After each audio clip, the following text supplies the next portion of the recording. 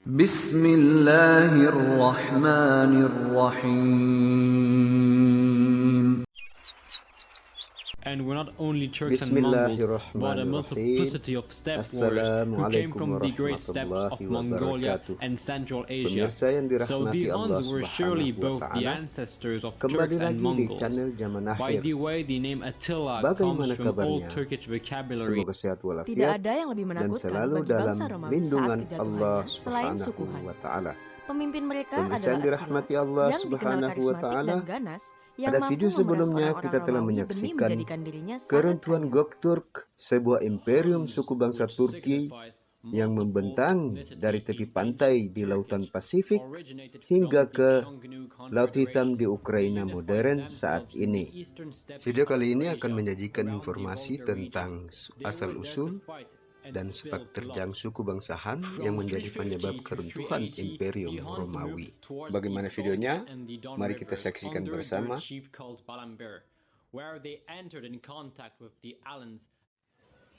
Jangan lupa like, komentar, dan subscribe. Dunia tercengang dan tidak menyangka kekaisaran Romawi akan runtuh. Romawi begitu gagah dan perkasa, tak akan mungkin bisa diruntuhkan. Tetapi segalanya berubah dengan kehadiran bangsa Han di Kaukasus Utara dan kemudian menduduki Ukraina dan Hungaria modern saat ini. Bangsa Han secara langsung maupun tidak langsung telah menyebabkan keruntuhan kekaisaran Romawi. Tidak ada yang lebih menakutkan bagi bangsa Romawi saat kejatuhannya selain Sukuhan. Pemimpin mereka adalah Attila, yang dikenal karismatik dan ganas, yang mampu memeras orang-orang Romawi demi menjadikan dirinya sangat kaya. Teknik bertarung mereka begitu unggul, menyebabkan ribuan orang di Eropa melarikan diri ke arah barat pada abad ke-5 Masehi. Seolah keberadaan mereka menjadi cerita menyeramkan bagi orang-orang di barat, bahkan sebelum datangnya Sukuhan ke Roma. Siapa sebenarnya Sukuhan? Kenapa orang-orang Romawi takut pada mereka? Mari kita kupas tentang suku yang membawa babak baru dalam sejarah Eropa ini. Orang-orang Sukuhan punya bentuk fisik yang sangat berbeda dengan orang Eropa yang pernah ditemui orang Romawi. Fisik yang berbeda ini menjadi pangkal ketakutan orang Romawi terhadap mereka, bahkan sebelum suku itu menginjak wilayah Romawi sendiri. Awalnya suku Han adalah sekelompok pengembara dari Eurasia yang bermigrasi ke Eropa Barat yang kemudian mendirikan kerajaan di sana. Sayangnya tempat dan tanggal lahir Attila tidak diketahui, tapi ia mempunyai ayah yang bernama Munzuk dan paman bernama Rugila. Mereka adalah raja dari suku Han. Saat muda, Attila dan kakaknya Bleda diajari cara memanah, menunggang kuda, dan bertarung. Selain itu mereka juga diajari bahasa Latin dan Gotik untuk bekal mereka jika berbisnis dengan orang Romawi dan Goth. Kakak beradik itu juga diperkirakan turut serta dalam perang Hundewan saat masih kecil. Mereka berdua adalah penunggang kuda yang ahli, dan saat Rugila meninggal dalam kampanye melawan Konstantinopel di tahun 433 Masehi, kepemimpinan diwariskan kepada Attila dan Bleda. Kedua bersaudara itu bersama-sama memimpin kerajaan dan mengendalikan wilayah dan penduduk mereka masing-masing. Awalnya, suku Han adalah tentara bayaran yang sering dipakai oleh Kekaisaran Romawi Timur untuk menjaga perbatasan kekaisaran. Tapi seiring berjalannya waktu, keadaan pun berbalik. Kini Romawi Timur harus membayar kerajaan Han untuk mencegah invasi mereka. Kemudian Attila dan Bleda bersama-sama datang untuk melakukan perjanjian Margus dengan Romawi Barat pada tahun 435 Masehi, yang saat itu Romawi diwakili oleh Jenderal Flavius Aetius. Dalam perjanjian itu, mereka sepakat kalau Romawi akan memulangkan pelarian Han yang masuk ke wilayah Romawi, tidak akan membuat kesepakatan apapun dengan musuh Han, dan Romawi juga akan membayar sebesar 317 kg lebih emas langsung kepada Attila dan Bleda. Sementara itu, Han juga berjanji untuk tidak menyerang dan tidak membuat kesepakatan dengan musuh Romawi. Setelah membuat perjanjian itu, Han mengalihkan perhatiannya ke timur untuk menginvasi Kekaisaran Sasania. Tapi mereka berhasil dipukul mundur sampai Hongaria yang menjadi markas besar mereka. Setelah itu, Attila dan Bleda mendapat kabar kalau pasukan perbatasan Romawi telah dikirim ke Sisilia. Lalu pasukan Han pun menyerang daerah perbatasan Romawi di Sungai Danube. Hal itu dilakukan karena Han merasa kalau Romawi telah melanggar perjanjian. Dan untuk menanggapi serangan itu, Kaisar Theodosius II mengirim Jenderal Flavius Aspar untuk mencoba bernegosiasi dengan Attila dan Bleda, tapi usaha tersebut tidak membuahkan hasil. Kemudian pada tahun 441 Masehi, Attila dan Bleda membawa pasukannya melewati perbatasan dan menjarah kota-kota di provinsi Illyricum yang merupakan pusat perdagangan Romawi. Theodosius pun mencoba menghentikan amukan Han dengan menarik kembali pasukannya dari provinsi, tapi Attila dan Bleda menanggapi perlawanan Theodosius itu dengan melancarkan invasi besar-besaran yang berhasil menjarah dan menghancurkan kota-kota sampai jarak sekitar 32 km dari Konstantinopel.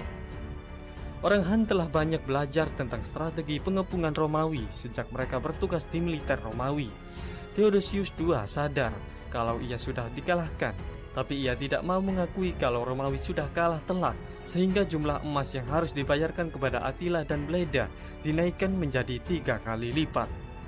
Pada tahun 445 Masehi, Attila menjadi satu-satunya Raja Han setelah kematian Bleda, dan ia berkembang menjadi komandan militer paling kuat di Eropa saat itu. Dari manakah suku bangsa Han berasal? Bangsa Han berasal dari padang rumput Asia Timur di sebelah utara perbatasan Cina. Pendapat ini yang paling kuat berdasarkan catatan dari sejarawan Cina kuno.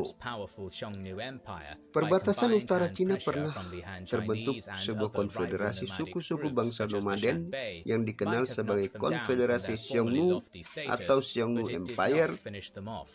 Tentara Cina yang bergerak dari selatan dan orang-orang Xianbei yang berasal dari timur bersama-sama menyerang Xiongnu.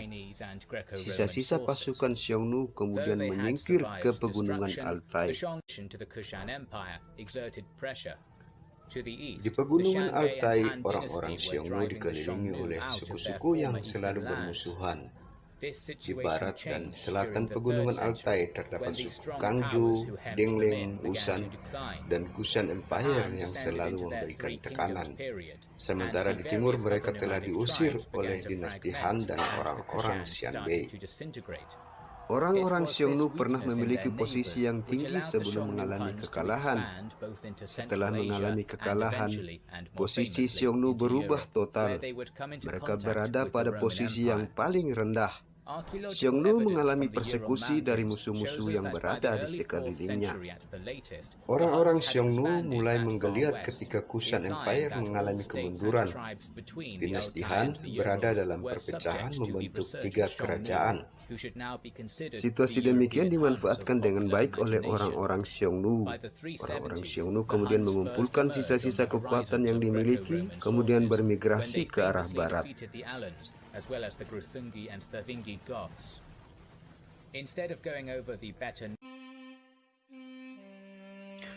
Karena dikelilingi oleh musuh-musuh yang siap menghancurkannya, Xiongnu tidak mungkin bisa dipulihkan lagi. Orang-orang Xiongnu tidak dapat mengembalikan Xiongnu yang telah hancur. Musuh-musuh yang mengelilingi Xiongnu berada dalam keadaan siaga untuk memerangi dan menghancurkan mereka. Konfederasi Xiongnu tidak akan mungkin dipulihkan lagi. Keturunan dari orang-orang Xiongnu kemudian bermigrasi ke arah barat. Suku bangsa Han bergerak dari pegunungan Altai menuju ke arah barat. Sebagian dari rombongan migrasi singgah dan menetap di sekitar Laut Aral, yang kemudian dikenal sebagai suku bangsa Han Putih atau suku bangsa Heptalite. Sebagian lagi meneruskan perjalanan hingga ke Kaukasus Utara dan padang rumput Eurasia di sekitar Sungai Volga. Sepanjang perjalanan migrasi suku bangsa Han terjadi pertumpahan darah. Suku-suku yang menetap di sepanjang padang rumput Asia dan Eurasia diperangi dan ditaklukkan. Suku bangsa Han menyerang setiap suku yang ditemui di sepanjang perjalanan mereka di padang rumput Asia dan Eurasia. Suku bangsa Scythian, Alan, Sarmatian, suku bangsa Goth yang merupakan cikal bakal suku bangsa Jerman, serta suku-suku Turki yang mereka temui di sepanjang padang rumput Asia dan Eurasia diserang dan ditaklukkan. Suku-suku yang ditaklukkan akhirnya tunduk dan menjadi pengikut suku bangsa Han. Bangsa Xiongnu Eropa, yaitu suku bangsa Han, tidak memiliki hubungan langsung dengan Konfederasi Xiongnu atau Xiongnu Empire.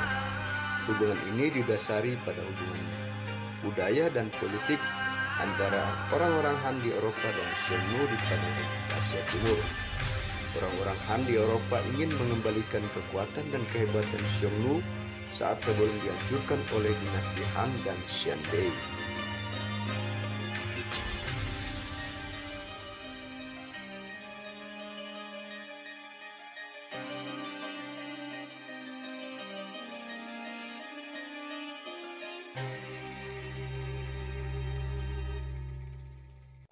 Kata Xiongnu dalam bahasa Tiongkok kuno terdengar seperti Honu di telinga orang asing. Banyak yang menduga Honu ada hubungannya dengan Han, walau mesti diverifikasi lebih lanjut. Xiongnu adalah suku semi-nomaden yang sepertinya punya kesamaan dengan suku Han yang menyerang Romawi. Kuali perunggu gaya Xiongnu juga sering ditemukan di situs sejarah suku Han di seluruh Eropa. Bisa jadi, selama beberapa abad berikutnya, kelompok dari Asia Timur jauh ini bermigrasi jauh ke Eropa untuk melakukan penjarahan dan mencari tanah air baru. Terlepas dari itu, suku Han yang sulit dikalahkan Romawi punya gaya bertarung yang tangguh. Mereka punya jenis busur komposit awal yang membungkuk ke belakang agar bisa memberikan tekanan ekstra. Busurnya yang sangat kokoh terbuat dari tulang binatang, urat, dan kayu buatan pengrajin ahli. Senjata ini mampu melontarkan anak panah dengan kekuatan yang sangat tinggi. Dalam pertempuran, mereka sering menembak busur dari atas kuda yang sangat terlatih. Kecepatannya pun tidak terbendung ketika berhadapan dengan tentara infanteri yang bergerak lambat. Sehingga saat berperang mereka bisa menembakkan ratusan anak panah, kemudian pergi dengan cepat. Cara ini dilakukan tanpa perlu berhadapan dengan musuh dalam jarak dekat. Bertempur dengan kuda tidak mudah dilakukan, apalagi untuk membidik musuh dengan busur. Untuk ahli, memerlukan latihan bertahun-tahun. Cara hidup suku Han yang nomaden ini membuat mereka terbiasa menunggang kuda, bahkan menunggang dan membidik sejak kecil. Saat bertarung dengan jarak yang sangat dekat, mereka menggunakan lasso untuk menyeret musuh mereka ke tanah. Disitulah musuh-musuh mereka ditebas dengan sadis oleh orang Han. Suku bangsa Goth yang menetap di Pontic Steppe atau Ukraina modern saat ini terpecah menjadi dua. Suku bangsa Goth Barat atau Visigoth dan suku bangsa Goth Timur atau Ostrogoth. Suku Visigoth bergerak ke arah barat dan selatan memasuki provinsi Romawi. Suku Visigoth melakukan pemerkosaan, pembunuhan, dan penjarahan. Migrasi orang Visigoth terus berlangsung hingga mencapai semenanjung Iberia. Alasan suku bangsa Visigoth memasuki wilayah Romawi karena menghindari gangguan suku bangsa Han. Sementara suku bangsa Ostrogoth memilih bergabung dengan suku bangsa Han. Setelah kematian pemimpin mereka, orang-orang Han kemudian mengangkat Attila dan Bleda sebagai pengganti. Attila kemudian membunuh Bleda kakaknya dan selanjutnya menobatkan dirinya sebagai raja bangsa Han. Attila adalah pemimpin bangsa Han yang karismatik, menguasai bahasa Latin dan bahasa suku bangsa Goth. Attila pernah mengalahkan tentara Romawi yang dipimpin Aetius. Romawi yang selama ini selalu terancam dari serangan Persia di timur dan bangsa Goth di utara akan menghadapi musuh baru dengan kehadiran suku bangsa Han. Suku bangsa Han yang datang dalam jumlah besar akan mengancam eksistensi Romawi. Peperangan yang panjang dengan Persia dan suku bangsa Goth sudah membuat Romawi kewalahan. Kehadiran suku bangsa Han yang menjadi musuh baru telah menimbulkan rasa takut di kalangan bangsa Romawi. Rasa takut orang-orang Romawi sudah muncul bahkan sebelum kehadiran suku bangsa Han. Untuk memudahkan pertahanan, Romawi kemudian dibagi menjadi dua. Romawi Barat dengan ibu kota Roma dan Romawi Timur dengan ibu kota Konstantinopel. Pembagian Imperium Romawi menjadi dua tidak bisa menghilangkan ancaman dan gangguan dari suku bangsa Han dan suku bangsa Goth. Sebaliknya, suku bangsa Han semakin memberikan tekanan dengan meminta upeti dinaikkan 2 kali dari sebelumnya sebanyak 317 kg emas setiap tahun dari Romawi Barat. Honoria, saudari Kaisar Valentine yang III, mengirim surat beserta cincin pertunangan dirinya dengan seorang senator Romawi kepada Attila. Honoria meminta bantuan Attila Raja Han agar membebaskan dirinya supaya tidak menikah dengan senator Romawi. Attila menanggapi surat dari Honoria sebagai permintaan atau ajakan menikah Honoria dengan dirinya. Seorang utusan kemudian dikirim oleh Valentinian untuk bernegosiasi dengan Attila bahwa surat Honoria adalah kesalahpahaman. Tetapi Attila tetap bersikeras agar Honoria segera dibebaskan. Saat mendengar kabar pasukan Roma sedang dikirim ke Sisilia, Attila memanfaatkan situasi ini untuk menyerang wilayah Romawi. Dalam waktu 3 bulan, 70 kota Romawi dimasuki. Pembunuhan, pemerkosaan, dan penjarahan terjadi. Orang-orang yang masih hidup ditawan dan dijadikan budak. Attila juga memberikan ancaman kepada Romawi Timur. Attila meminta upeti berupa emas dinaikkan jumlahnya. Kaisar Theodosius II tidak menanggapi permintaan Attila. Theodosius II justru beralih ke timur mengawasi ancaman dari Persia. Attila kemudian menyerang Romawi Timur, tetapi karena kota Konstantinopel memiliki tembok tebal dan berlapis, Attila tidak dapat menembusnya. Attila kembali bersama pasukannya tanpa mendapatkan apa-apa. Romawi Barat mengalami kebangkrutan, tidak dapat membayar gaji tentara, bahan pangan tidak bisa disediakan, sementara gangguan suku Han dan Goth tidak bisa diatasi. Romawi Barat pun akhirnya runtuh. In 445, Attila assassinated his own brother Bleda with a blade and became the new king of the Huns, who will later be known by every historian as Attila the Hun.